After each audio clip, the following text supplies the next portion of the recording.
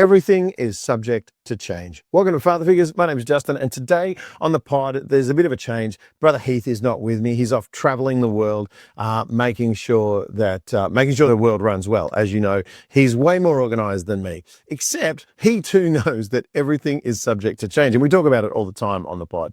We talk about the idea that we try our best as dads to lead our children to show them the constants in life. And in the end, we just try to be the constant, non-anxious presence in their lives. That's kind of the best thing we can do for them. There's lots of things I can't do for my kids, lots of skills I don't have to pass on. And even the skills I do have, some of them really aren't that useful to pass on. Everything's subject to change, but we try to be a constant for our children so that they can see something constant, so that they can see, one of the adults becomes an anchor in their lives. But it turns out that my faith and Heath's faith end up being, at the end of the day, as you wouldn't be surprised, ends up being the one thing that doesn't change. Hebrews chapter 13 says this: for Jesus doesn't change yesterday, today, tomorrow. He's always totally himself. That's the thing that I would love to be, that every day I was just really consistent, except everything's subject to change, including my mood in the next 3 to 5 seconds. Today, I'm excited to have a conversation with a guy named Matt, a guy that didn't used to like his name, Matt. He thought it was plain. He thought it was simple. He didn't really like it. You would know him more as Australia's incredible global sort of rapper. Yes, that guy, 360, ARIA award winner, all the rest of it. Went on a mad journey from around 2011, and one of his songs blew up, went worldwide, an incredible story. And the amount of change that came with that was exciting, except it brought troubles as well. And he found himself looking for a constant, looking for an anchor, looking for the thing that doesn't change. So today on Father Figures, you get to meet the guy who now loves his name. This is 360, or as you'll get to know him, Matt. My name's Justin. Welcome to Father Figures. Are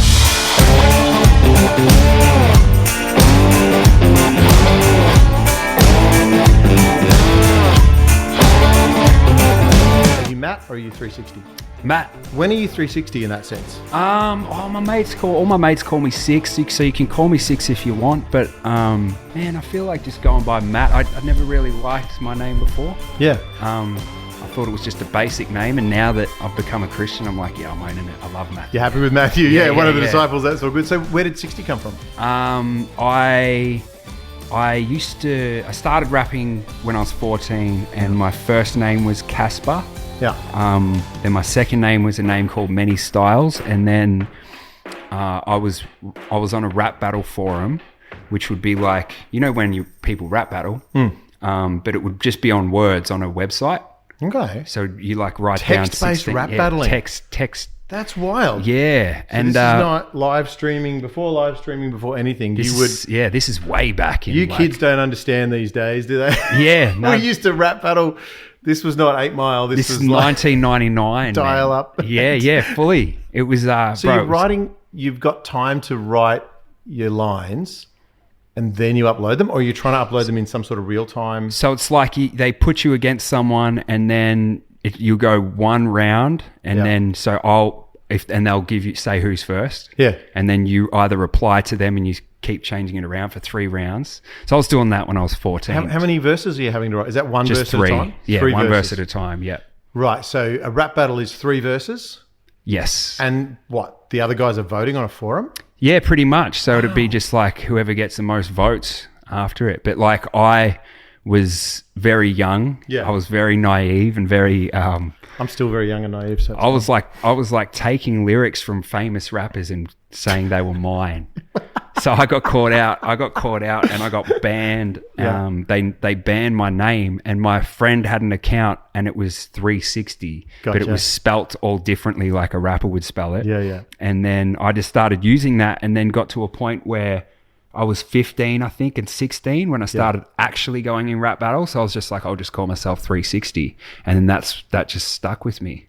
I love those kind of the origin stories that are so organic and don't really mean a lot at the time. Yeah. But they connect you to place, people, and events that changed your life. Yeah. It's so wild. So you become 360 at the age of 16 at real in-person rap. I'm still fascinated by text-based rap battles because their rap battles I think I could keep up with.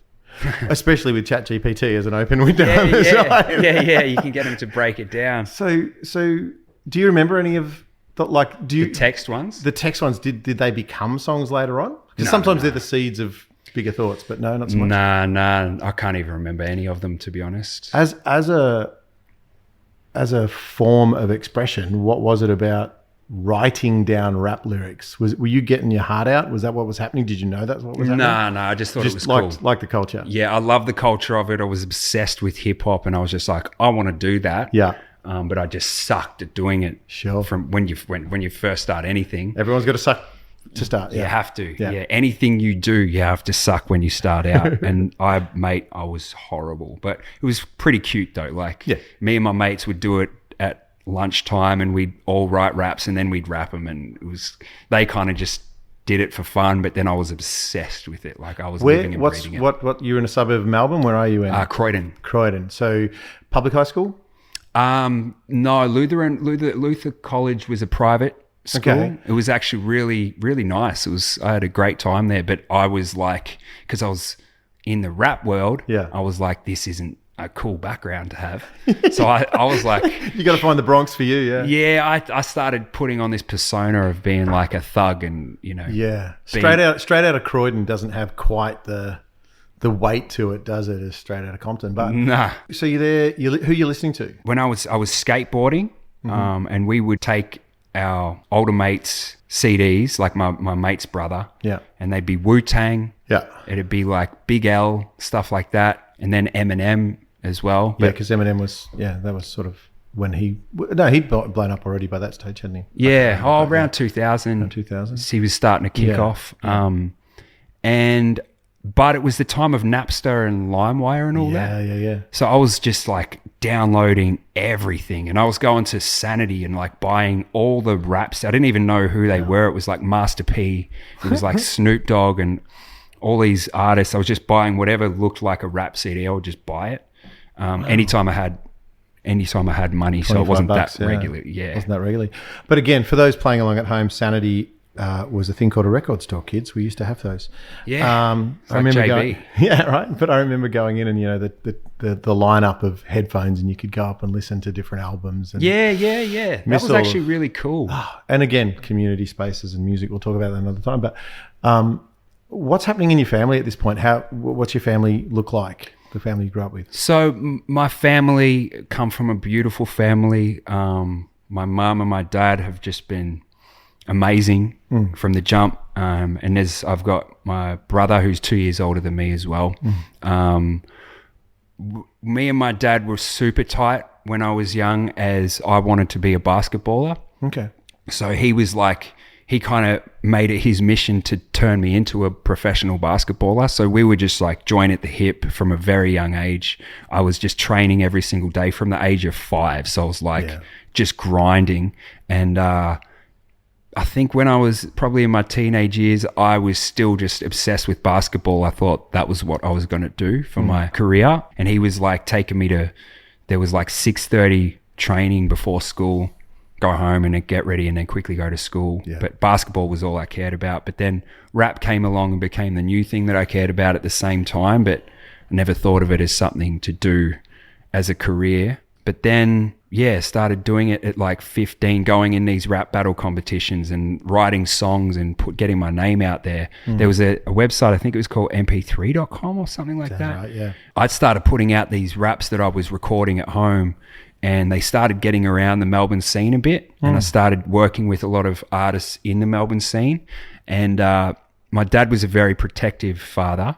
So he was like seeing that, the rap scene was he was a bit like, oh, this isn't right for my son, they're going to lead him down a dark path kind of thing. Because it's very infused with like graffiti and that kind of culture, which produces it from some pretty like colorful sorts, in the sense that they bash people and stab people over graffiti, So he was a bit like, oh, I don't know about this, but still supported me. Like, they would drive me to these gigs at the laundry bar when I was 16. The laundry bar would let me jump up on stage, but I have to get out because I was underage. Yeah. So I was doing that. Yeah.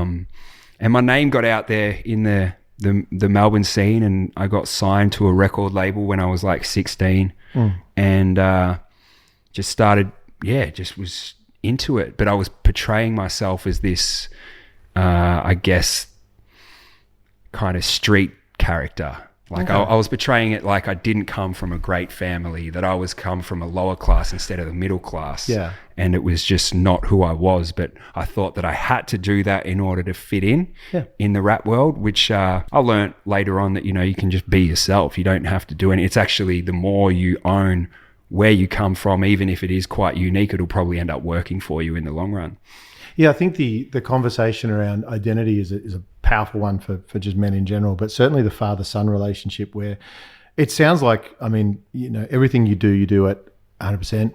There's not a great variation there. It's on or off for you. Mm-hmm. So you've gone from basketball into rap with skateboarding and all the cultural chattels that go along with it.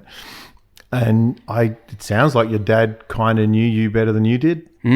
And sort of went, I'm gonna be there at arm's length for him, and he's kind of stayed there in that space. Yeah, for sure. Did he ever have to come through and rescue you from anything in those times? From some parties and stuff. I remember there was times where I would go to parties, and because I rapped, the dudes who were the local kind of gang dudes, like the Ringwood Boys, I think they were called, right. They would make fun of me and start just bullying me and stuff like that, and surround me and want to bash me. And I had a bit of a mouth on me at the same time, so I was mouthing off, kind of being cheeky, but also internally like screaming for help. So your one and only defense was you could talk fast. But it was all a front. Like I was very fearful, but they came and picked me up, and I remember the guys running out and throwing bottles and stuff like that.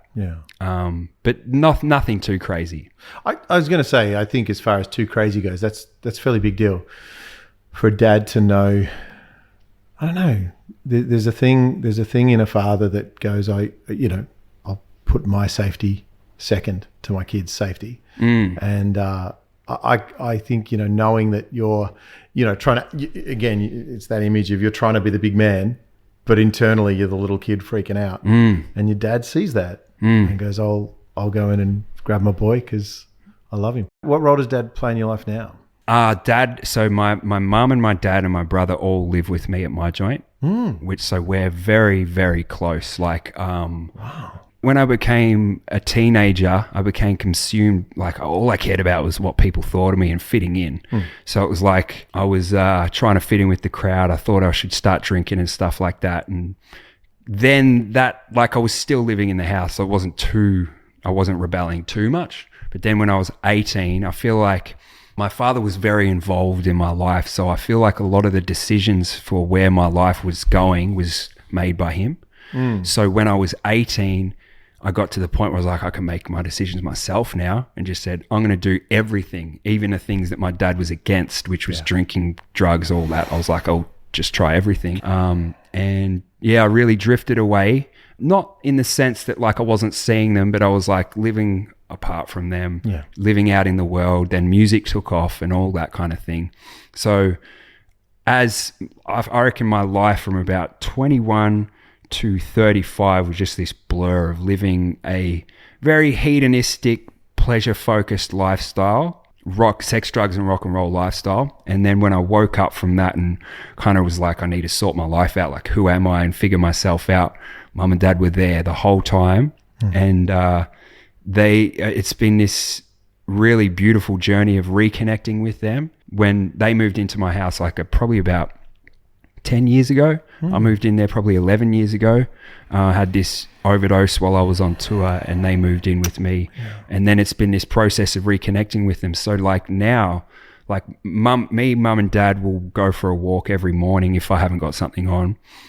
We go for a walk, grab a coffee, take the dog with us, and then we'll have dinner at 5:30. Very regimented life. We'll have dinner at 5:30, and then either mum or dad, depending on what night it is, will come into my room or go into my brother's room, and we'll watch like TV series or movies and stuff like that. And that's every single night pretty much. So we've been able to go from being, I guess, dad was more a father and an authority figure to now becoming more of a friend. Yeah, that's a beautiful transition. Yeah, which is really, really cool. And it's been great to reconnect like that. I think in the most beautiful ways, a healthy dad is scaffolding for their child's life.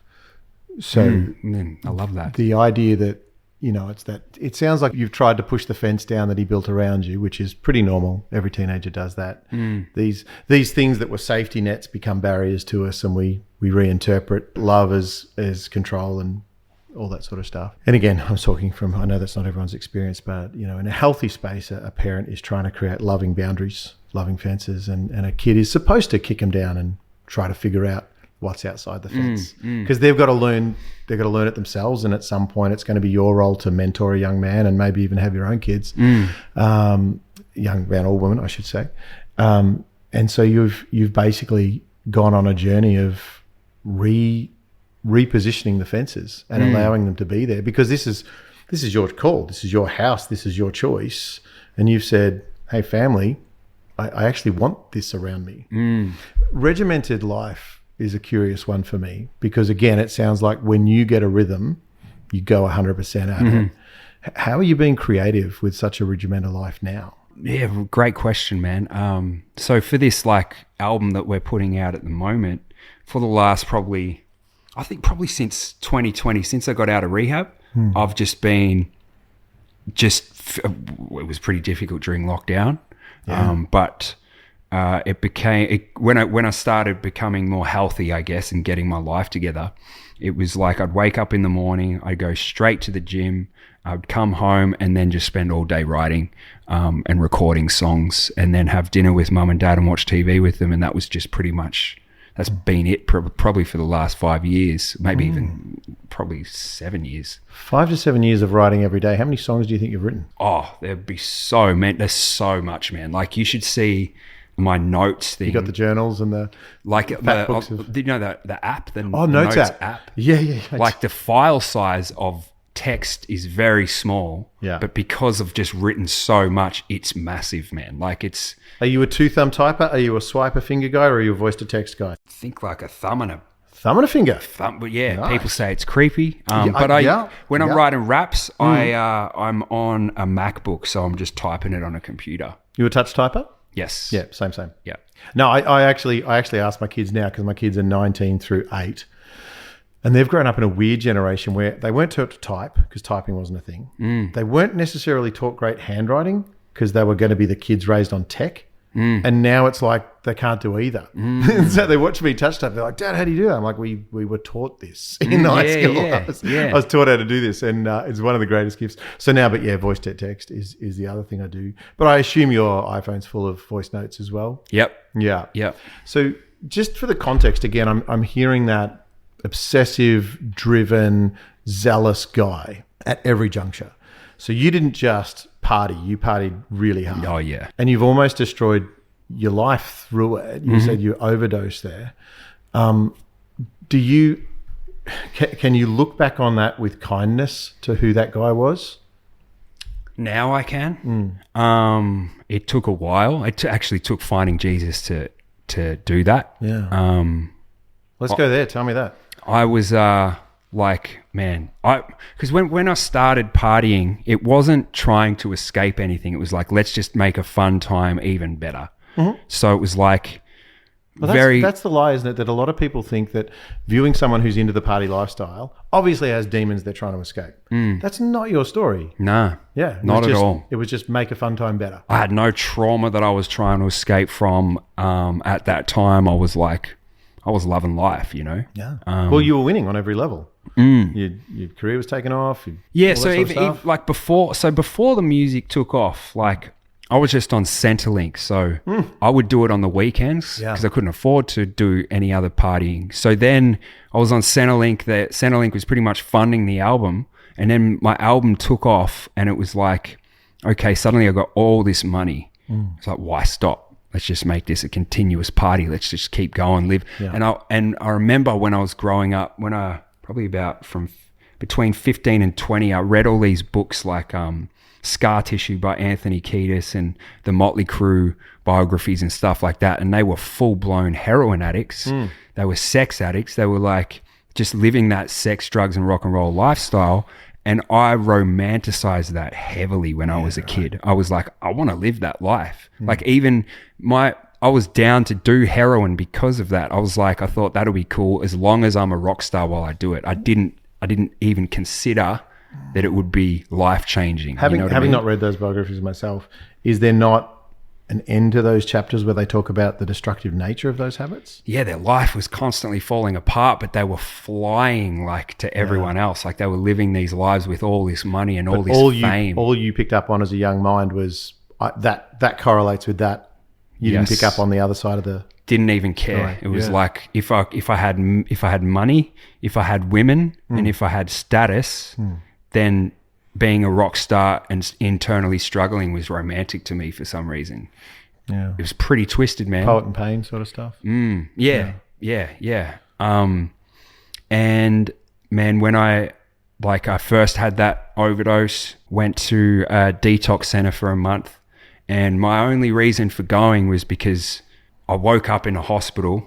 They put me on suicide watch because they thought I tried to kill myself because I can go into it if you want me to. Go, man, yeah. So when the music career took off, I was very much on the weekends. It was like I'd go on benders, doing a lot of cocaine, doing a lot of speed, and sometimes meth and a lot of alcohol and stuff like that, just going up. And everyone thought that I was just a loose unit who liked going on a bender. But then on the down days, I did not cope well with the hangover or the come down of the drugs. So I started dabbling in very hardcore prescription drugs. Like when my career took off, I had access, the doctor that I was seeing was just giving me whatever I wanted. So I was getting like 80 milligram Oxycontin pretty much a box a week, which is made for people who are dying of cancer, you know what I mean? And I was going in there going, I've got a sore back and just nothing's working. And I think I was very manipulative. You were good with your words, yeah. Yeah, I was able to cry on cue. Like I think I was probably struggling internally so much that it wasn't necessarily fake. Yeah. And all these heavy sleeping pills as well, like the heaviest you can get. I was on all of it, and I can't believe that I actually survived it. Looking back, but then it got to the point where I was on this tour. Like first, it was just trying to ease the come down. And then out of nowhere, I was addicted. I couldn't stop. If I tried to stop, I would get sick and go through withdrawals and that. So then I had my falling and flying had taken off. I had become an addict either before or during this time. I don't even know when that happened. But I released my third album, which is called Utopia. I managed to do the first tour, which was big. It was successful. It was awesome. Then I was going into the regional tour, and I went to the doctor, try to get all this prescription stuff to last me for the tour, thinking it would, and I got it like a week out from it, and then just went through it all in like a few days. Yeah. So then I'm like going around going, okay, what do I do? And anytime I couldn't get anything, I would just go to the pharmacy and I would get Nurofen Plus, which had codeine in it. Codeine, yeah. And my tolerance was so high that I was having 3 packets. So it was like 90 tablets of Nurofen Plus I was having every single day. And I was doing that on tour. And then I remember for like the 3rd or 4th show, it was a Byron Bay show, I wanted to feel something. I was going to say, you're not feeling anything at this point, are you? Nah. You're just numb. No, I wanted to feel high again. So I took 4 packets and then ended up convulsing, waking up in hospital. They had my luggage there, and they opened it and just saw these Nurofen Plus packets in there, and they're like, this dude's trying to kill himself. And I was like, no, this is just every day. Yeah. Then they give me the phone, and it's like, it's your mum. And they knew I was partying, but they had no idea about this. So suddenly I have to come clean to my mum, tell them what's going on, which was brutal, a blessing at the same time, because suddenly I'm like coming out about all these addictions that I have. And they was like, I think I've got to go to rehab. So we just quickly got me into one, but the whole focus for me was to do it to appear to them as if I was getting my life together. Yeah, you were ready to lie again. Yeah. And get on with it. Yeah. Yep. And also I just needed to get back to touring, because it was like that defined me. Like, Yeah. my whole worth was tied to who I was as an artist. So if I wasn't successful in killing it, then I was depressed and miserable. You know what I mean? So I went through this process of detoxing, got out and tried to go on tour straight away. The tour was miserable. Hardly anyone came. I think the cancelling of the tour just sort of Through the momentum. yeah, the momentum died, and they put me on replacement. So I didn't get clean. I was on like this thing called Suboxone, which is when you've got like an opioid addiction or heroin addiction, you put it under your tongue every morning. Yeah. And it stops you from going through withdrawals, and you're not able to get high on it. And yeah, that was sort of the narrative of my whole life then. Was What year is this? What year are we talking? probably about 2014 or 15. Yeah. So basically within 3 years, you've gone from zero to crazy, well-known. You've got a number 3 on ARIA. You've got multi-platinum album. I think it was 6 times platinum. It was the single from that. Yeah. You know, you're a household name at this point. You've had, I think I counted 3 successful tours there. And you're just about to go into this regional tour. And the romance of the rock and roll lifestyle, which is sort of just a mythology that you've built up in your mind. It's not, like you said, you're not trying to escape anything. You may be trying to prove something to yourself or to others, I don't know. But it catches you out and your body says no. And your mum is the one that goes, what's going on? What does Dad say? Dad doesn't say much. Yeah. Dad is a very classic Aussie man. Yeah. Very hard in the sense that, he's externally very hard. He's a big softie. Yeah. But he won't show that. Right. You know what I mean? He doesn't do well with, he was very good at giving us affection when we were little kids. I think because that's just a natural thing. But as soon as we were adults, he was very guarded, and he gets very uncomfortable when we try to hug him and anything like that. He's got his guard up all the time, but his way of showing love was by providing us with the life that he never got to live. Like, he grew up in poverty, and he was just like grinding every single day doing this job that he hated, but it was making good money, and he was able to provide for us. Like, he put it all on the line to provide for me, my brother, and my mum, and he was phenomenal through this. But he did make some comments, like that really hurt, like, and he didn't mean to hurt.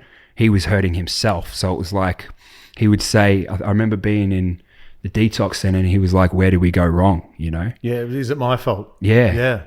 Very classic dad response. Yeah, and that just broke me, man. Like, that's a very hard thing to hear. It's like, you didn't do anything wrong. I mean, nothing was flawless, but it was like, I couldn't ask for a better blessing than a supportive father that's been there through everything, you know? And there was a lot of self-blame in that. My brother's also had some similar issues, and he's, my dad went through a nervous breakdown during that period, like just shut down and just withdrew and just couldn't do anything, which is so unlike him, because he's a machine. Yeah, like, machines stop. Machines stop. This was the one thing that stopped him. The joy of his children had gone, and when you see pain in your children, I think, when we're talking father figures, we're talking about dads that are measured in how they respond to circumstances around them, but often when the straw that breaks the camel's back happens in the proximity of family. And it's that strange thing of the safety that he provided for you. It's almost like he's felt, I've failed at keeping you safe. I've failed at keeping you well. And that's... And man, another aspect of that too, his mum and dad were both alcoholics and died because of it. His brother as well. So then for him to try and guard us from that, and then for us to become that very thing that he was trying to safeguard us from, that just broke him. He just felt like a failure, The sense of failure, I tell my kids all the time, if you want to ask me a question, ask me a question. But it is really, really hard to ask your dad a question, because he's a mythological character for you as a child. You don't understand him as a complex human being. He's just the guy there. He's a superhuman. But you met the other guy. You've met the guy that is breakable. The guy that can feel like a failure. The very thing, and that's the hyper focus of it. The very thing he was trying to protect you against was the thing that caught you both out. Do you continue to try to have those conversations? Is it a conversation point with you and Dad? Are you able to talk about it still? Yeah, we are. Like, we don't get too deep, but we do talk about like moments. And you know, I've said to him, "I'm so sorry that I put you through that." And I think he still probably blames himself a little bit, you know. But I try and make him understand that it was like, this was just me trying to make my own decisions, but not realizing what you had taught me and not realizing the sacrifice you had made until later, you know? The lesson only makes sense after the valley, but I asked you if you were able to look back at your younger self and be kind. It sounds like part of your role is to help him do the same thing and be kind to himself. Which I think, again, the beauty of forgiveness, you know, the human adage version of it is forgive and forget. I think the more godly response is forgive and remember to learn. Well said. Those lessons that you've learned, I am assuming they're coming through in your lyrics now. Yeah, for sure. There's a song on the album which is called Incomplete, which is dedicated to Dad. Gorgeous. He's heard it. He hasn't said anything about it. We don't even talk about it pretty much. And I actually would love to know what he thinks of that. Yeah. I think it makes him uncomfortable, to be honest. Yeah.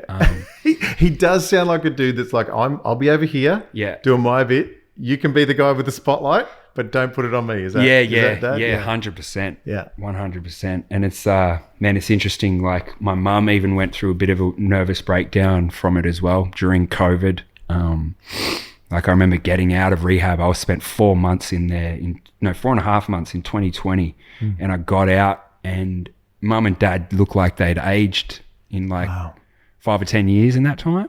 And it might be just me perceiving it that way, but they just looked frail. They looked different and they looked older. And that broke me too. I was like filled with so much guilt and shame about that for a long time. And it was like that. Also, the way that I lived my life, just being a full sex fiend as well. That was another thing that the what I put my parents through and the way that I just gave myself to everyone was like the guilt, the feeling of guilt that I would get is indescribable. It was like my face would get all hot. I'd be up at night. I'd be ready to go to sleep, but then bang, I just think about all my past.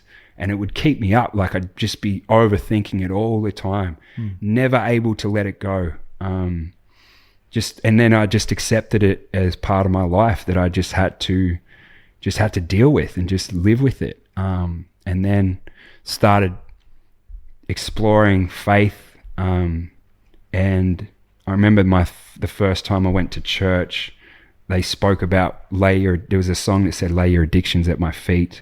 And it was talking about forgiveness and it just broke me. And it was like, I can remember it vividly, just hearing this beautiful song and just losing it and feeling this kind of, I didn't even know what it was. I know what it is. I know it was the Holy Spirit now, but I was just like, this is crazy. But it felt like something internally was saying, this is the path out of all that guilt and shame. But it took me a long time. Like I was very cynical about anything to do with religion, to do with Christ. I was one of those people who was anti it so much that if you even mention the word God, if you mention sin or anything like that, it came with so much baggage that I would just put my wall up instantly. Yeah. So it took me about 1.5 years of like diving into the Gospels and praying and going to different churches, and slowly that wall came down. It was like this second that I believed in the gospel, it was like my life changed, because that guilt and shame that I had just vanished. It was like instant. It was like he paid the price for all of that, and you will be a new creation in him. And it's like that's been my experience with it. He's taken it all away. I don't have to be weighed down by what he died for. Beautiful. Because again, you write a song called Incomplete. I think to understand incomplete is to say there is a version called complete. And the version, we're being perfected in our faith is what Jesus taught us. It's an ongoing process. It doesn't end till we take our last breath and we meet him face to face. But I think the idea of being perfected is much easier than the idea of trying to be perfect. The idea of knowing we're complete in him is so much easier than trying to complete the puzzle ourselves. And so the hope, you go through that space. You've written a song called Incomplete. I think the other song that you've written is called Broken. And that's I mean, it seems self-explanatory, but give it a crack. Tell us. Yeah, Broken is a song with me and my best friend Pez, which leads into this perfectly, actually. Like, when I got out of rehab, I was like, okay, I've got to sort my life out. I've got to get my life together. So instead of living for the drugs and the sex and the pleasure, I was like, okay, now I've got to live to make myself the best version of myself. It was the like self-help stuff and going to the gym, eating well, just focusing on being a good version of myself and figuring out what I stood for and what my values are and stuff like that. So I started working with a life coach, dealt with a lot of people pleasing. I was someone who avoided confrontation at all costs, to the point that I would literally never speak up for myself. And if people took advantage of me, I would just let it go. And just grab that for a second. You've got crowds, you've got fans, you've got records. You're a public figure, but you couldn't speak up for yourself. That must be, I think that's really confusing for people to hear, because I think the impression is, especially when you're in the arts and you've got, where you do your job is in front of people. What is it that you think it was that stopped you feeling that you've literally got a microphone and you can say whatever you want into that microphone and people will go, wow, that's great. But you don't feel like you're speaking up for yourself. And it's really interesting because in my music, I was always honest. I was able to do it phenomenally. I think that's why it resonated with people so well. Yeah. But in my personal life, I was just like, all I cared about was I just wanted people to love me. I wanted people to approve of me. And I felt like if I said what I really believed, they would abandon me and I would be alone. So I was like, constantly navigate, and I had these moments during my career where I would speak up about certain political topics, and I was actually quite bold in saying what I thought publicly, but then I would get this onslaught of backlash and like controversy, and media's writing stories about me, and I'm getting attacked on all sides on social media and all this kind of stuff. And as soon as, because I cared about people's approval so much, as soon as those things happened, I was like, oh, maybe I'm wrong. Maybe I need to change. Maybe I need to rearrange my entire life to appease these people that are attacking me for not fitting into the mold that they want me to be in. And it's the 10-to-1 principle. You've got, 10 positive comments, 1 negative, and all you heard. And in your case, probably 1,000-to-1 principle, because there's so many affirming. I'm sure your record label was showing you the stats and here's what we've sold and here's the ticket sales and things. There's so many data points, but they're not real. They're not as real as someone saying, I don't like you very much. That's wild. That started shaping me big time. And yeah, that fear of people not loving me or not approving of me was just ruining me.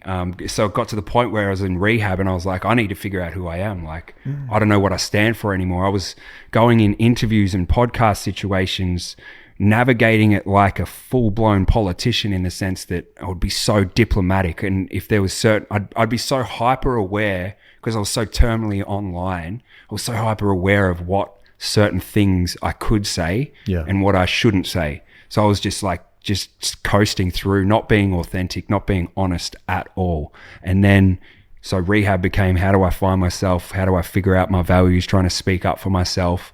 Then I worked with a coach and he helped me so much. Like it was crazy. Like he was holding me accountable. It was like I was doing all this therapy, unpacking my issues, where they stem from, why I was a people pleaser and that. Sure. Did that for years, but then it got to the point where we were just talking about the same stuff, and it was like you're boring yourself, drawing it out. It was like I was becoming a victim to it rather than getting on top of it. Yeah. So I said to her, I feel like I need to work with a coach, like work with someone who's going to get me on top of these things instead of just dwelling in it. Yeah. So that's what we did with the coach. He started, like, I'd tell him what was going on in my life. I'd say things like, oh, there's this guy here. He's constantly talking to me, constantly trying to take advantage of me. And I just never say anything, but he does. I'd tell him what I think. And then he would go, well, now you need to tell him. Go tell the kid. Yeah. And I'd be like petrified. Like, this was my biggest fear, doing that kind of thing. So it was like putting on training wheels, like how to become the man that I want to be. And like, it started doing it through email or doing it through text message, because I'm so petrified of doing it in person. Wow. And then it was just gradually getting to the point where it was like slowly developing this muscle, I guess, of speaking up for myself. Was Dad a shy person? I mean, you're saying he's a quiet person. Would your mum and dad speak up for themselves? Dad, 100%. He Right, was so outspoken. Yeah. He kind of thrived in confrontation. Like, if someone did him wrong, he would call them out straight away. And I think that's where it stemmed from, a lot of it. I would get a little bit embarrassed. I would try and shut off. So I would try and navigate not doing that. And also, I think a lot of it, I was living, like, he was making the decisions in a lot of my life, and I never wanted to let him down. So like when I was like 15 or 14, or I'd come home from school and he'd be like, all right, now we've got to train. Like, we'd do these things where I'd be tied down to like this thing on the ground, and I'd jump up and down, and it was to improve my hops as a basketballer. I like to jump higher. Yeah. Resistance training kind of stuff. Yeah. And like, he always said, you can say no, but I knew that if I said no, it would let him down. So I wouldn't do it. And I think that was a lot of it too. I was self-sacrificing because I just loved Dad so much, and I wanted to keep him happy. And again, the power of the dad. In any situation, good, bad, or ugly, dads have this, and this is what I continually try as best I can to apply to my own parenting, is understanding that my voice is loud. And impacting. We have 5 kids, they all different personalities, all the rest of it. And so, I always say to people, I can say do the dishes, and it means 5 different things to the 5 kids, and it feels different to all of them. One of them will feel like they have no option, like you're talking about. The other one will be like, I'm walking away just to prove that I don't have to do what you say, whatever, and everything in between. But for you, again, coming back to your situation now, mum and dad, you, brother, all in the home together, and sort of learning to love one another in the complexity of the fullness of who each other is. I think it's hectic. It sounds hectic to me. Because I would have thought, the more natural response would be, I'm going to go find a cave somewhere and just be me. But you've got your family there, and you've got Pez, your best mate. Who's been your best mate for how long? Probably since 18. Since 18. 20 years. 20 years. So you've written with him before? Yep. But you're writing on a new record, and he's a dude that kind of found Jesus before you did. Yes.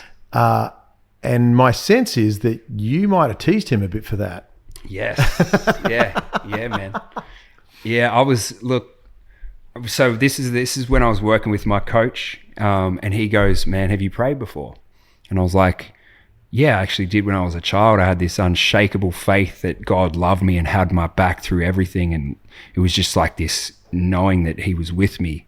But I lost that when I became a teenager and just became, it was all about approval, and people don't approve of that.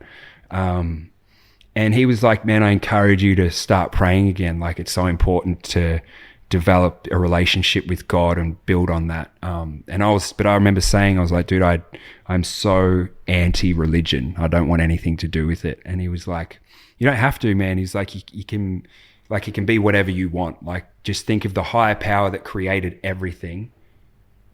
Talk to it every day. Mm-hmm. So I started doing that, and I feel like it was a way of God gently stepping me there, but simultaneously Pez had this profound experience where he went up to the Sunshine Coast. He felt like something was pulling him away from Melbourne. had this profound experience. It was like, I reckon it was 100% divine intervention. He wasn't even exploring Christianity or anything like that, but got invited to a church and had this insane experience where he got baptized on his first time going there. It was wild, man. It was so cool. And he became very different very quickly. And I remember him saying that he'd become born again and got baptized, and I was just laughing behind his back and mocking it and stuff like that, and being like, what is going on here? Has he lost his mind? I always associated being born again or talking about Jesus all the time as being almost like brainwashed and part of a cult. Yeah. You wouldn't be the only person to think that, for sure. Yeah. For sure. Yeah, man. And then like he came back and we had all these deep discussions. I was like saying, so my coach had just got me to pray, which is really funny. He's talking about these, because my coach has this understanding of God that is very similar to Christianity, but just worded a little bit differently.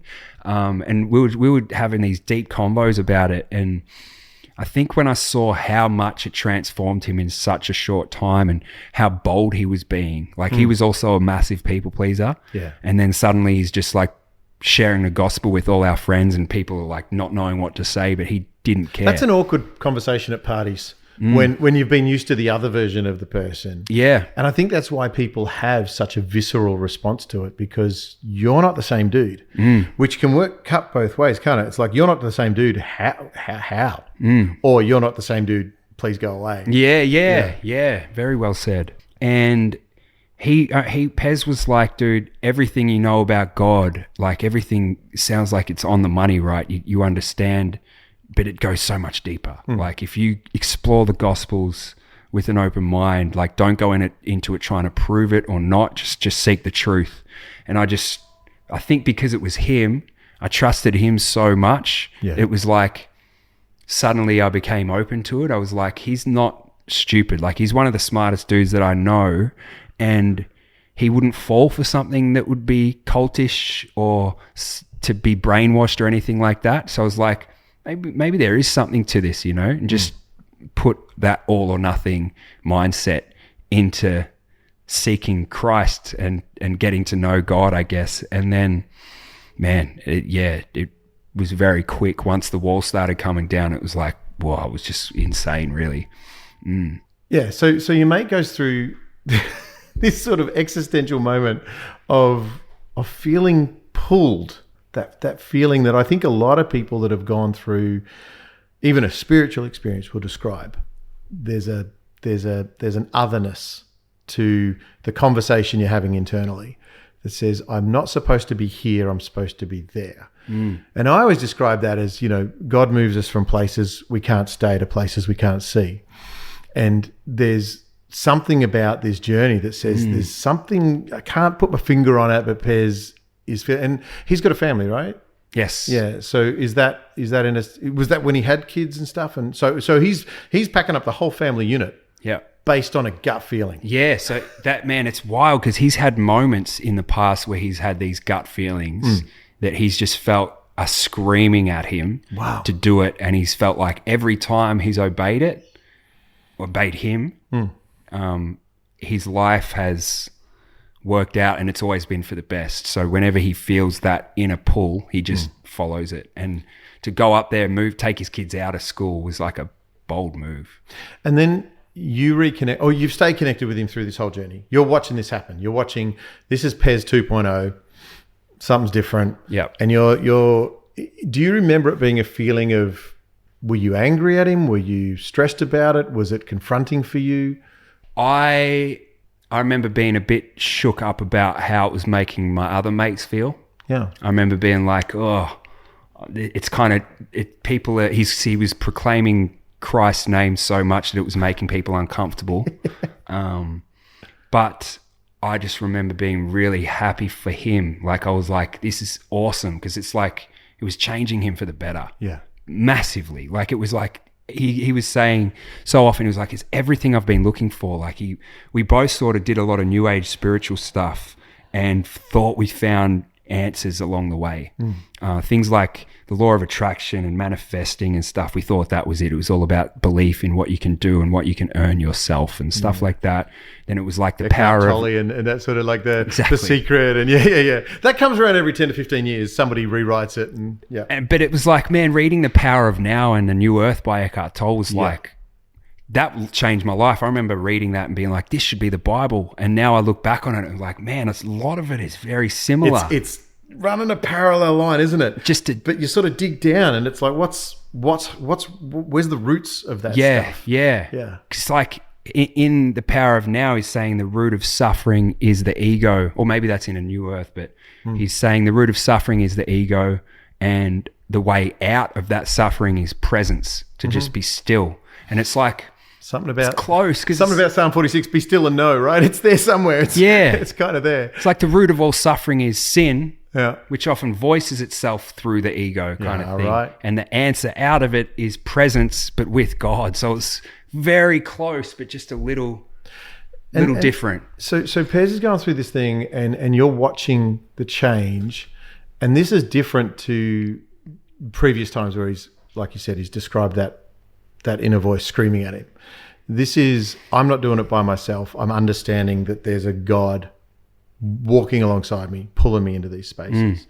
That doesn't make sense to you, but you're asking questions and you're trying to protect yourself almost from the embarrassment of your mates because he keeps talking about Jesus all the time. And I think we've, if you've been around Christians a bit, we've all met the person at the start of their faith journey that's so excited that they haven't quite got the tact. The tact. Yeah, I think that's probably me at the moment. Yeah, that's all good, man. I love it. I got a couple of mates that are 30, 40 years in and they still have no tact. Their gift is evangelism, though, so that's fine. But for you, and again, this is sort of the full circle version. You watched Pez, he goes up to the Sunshine Coast, goes to church, here's a message, something happens for him. First night, baptized, bam, done. Yeah. Which again, it sounds like, the law of attraction for you might be that you attract intense people. I tend to as well. But for you, do you go to church and get baptized in one single night? Oh, no. So I was like, very much the attitude of this is awesome for you, but this is not for me. Yeah. I've got my own thing going on with God at the moment. It's my version of it. Like you're sticking to this like very strict kind of Christian understanding of it where I feel like God is just love and just, my just own universalist. Version. Yeah. And I was very much like, I'm just praying to the universe, you know what I mean? The universe is God. That's what's gifted us and all this kind of thing, which is interesting looking back on now. But saw this transformation. But when he encouraged me to go deeper with it, and when I saw, I guess, the fruits of how much it changed him, that just confirmed me. It was like, I don't think I wouldn't have been open to it if it was anyone else except my two best friends, Pez or Mo. If one of them had this radical encounter and were like suggesting me to give it a shot, they were people that I respected so much that I would be like, okay, maybe I will just give it a shot and see what this is about. But it took a while, man, to get that wall down and that resistance down was a slog. But I think the coming unto him that he invites us to do, and again, Jesus said, come to me as a child, right? The child is the image of no ego, no walls, trust, pure belief that the other people around are going to do the right thing by them. And I think that's what we're continually trying to break it down to, is how do we keep trusting, keep the walls down, keep believing that we can come as a child, and come unto me all who are thirsty, and I will give you, I will give you the water I give is water of eternal life. I am the bread of life. All of those analogies that Jesus kept coming up with, he was trying to paint pictures of who he was so that every one of us at some point could understand who he is. So you've been writing this music, and the music has always felt honest to you. It never was dishonest. It was always authentic. Yeah. A version of authentic. But the new stuff, it feels like you've understood the father heart of God just that little bit more, and it's affecting. So you sit down with Pez and write this song, Broken. Yeah. So most of the album was written about 6 months to 12 months before Christ. And then there was this song, and another one called Holding On, which was written afterwards. Pez writes this incredible verse on the second verse, which is basically just writing his testimony. Yeah. And it is powerful, man. I had written my verse already. So it's almost a reflection of where we were at, because I was talking about who I thought I was and why I was broken and stuff. Pez is talking about how he was broken, why he got there, and who fixed him. And I just feel like it's such a powerful timestamp of where we were at back then. That's wild, man. So you've got how many tracks on the album? 14. 14. 2 of them are written post-Jesus. Yeah. 12 are pre. Yeah. I assume they're tonally different. Yeah, it's like I was the theme of the rest of the album was this. Okay, I don't need anyone. I can pull myself out of this darkness. Wild. I can save myself. You know, Yeah. that was like my running theme was like, I don't need anyone anymore. I've got me. You know, and then it's like, okay, I was still off. I need God. I need Jesus. He's the only one that can save me, not save myself. And I think because the album's called Out of the Blue, which kind of refers to just coming out of nowhere, but also coming out of that darkness. So Out of the Blue, and I think the next album will be called Into the Light. Nice. Which will be a full Christ-centered album. We're going so off topic here, but do you worry of how people will hear the album, of how they will understand the album? Great question. Because you're not a people pleaser anymore, so you're fine. You're not even worried. You're completely. It's interesting because the topics that, I mean, there was that theme of trying to save myself, but I was still mentioning God. I was still talking about prayer. So it was like while I was still doing this, my own version of it. Yeah. I remember when I first started believing and my wall came down, I was like, I got a cross necklace, but I was tucking it in all the time because I was still fearful of what people thought. I was like, oh, people are going to avoid me or anything like that. I didn't want to talk about it openly. I was very scared about it. And then something happened. I think it was just the Holy Spirit was like, no, don't tuck it for anyone. Like wear it out boldly. And as soon as I did that, it was like that fear of what people thought, especially when it comes to talking about faith, has been completely demolished. A lot of the people pleasing has really dissipated since finding Christ. It's like I did all this work with my coach that got me probably about this far, but there was about that much left that once I believed in the gospel, it felt like it was in the matter of probably 2 months just got cleaned up, man, you know, and I'm down to be honest and share things and be truthful, because I feel like if I'm not being honest, then I'm deceiving. I mean, that's the beauty of the art of hip hop and rap. Really, it's supposed to be. This is my story at its purest. I think when the purists that talk about it as just a poetic expression of reality right now. And so there should be an expression. There should be a journey that the artist goes along and you go along with them. But you do have a wonderful tool in your hand to say, I've got something that I can process it with, and I can help other people hear it as well. So I'm excited about album number 2 now. But dude, I just really appreciate you hanging out with us, and I guess through all of this, the story of your father's impact on your life, and even his parents' impact on his life and how he responds. To me, the conversation always circles the mat and lands back at, do you understand the Father heart of God for you? And it seems like you do. Like in the sense of him being our Heavenly Father or his love for us? All of the above. We've talked about the boundaries that parents put up for us that are safe and loving, and he's given you some boundaries. It's, the Holy Spirit that you're allowing to speak into your life now that says, don't step beyond there. That's danger, or whatever, Keep relationships close that are safe. Enjoy my presence. The whole idea of coming, when a man comes to himself and he sees himself for who he is, Jesus says, I want you to see you through my eyes. I want you to see my reflection in the mirror when you look at you. And I think we all get chills when we talk about it because it's real. It's real. It actually is the only hope that we have. And I think for you as an artist that, you're not a dad yourself, but you know that you're speaking to kids all the time. You are.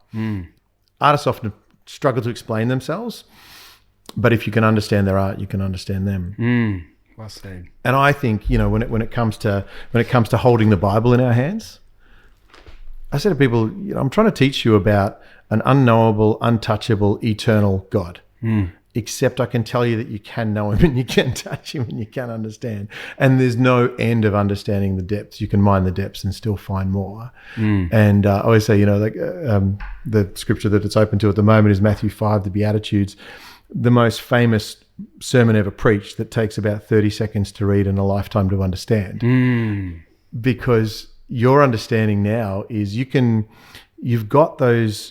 see the through line. You can see the God through line in your story.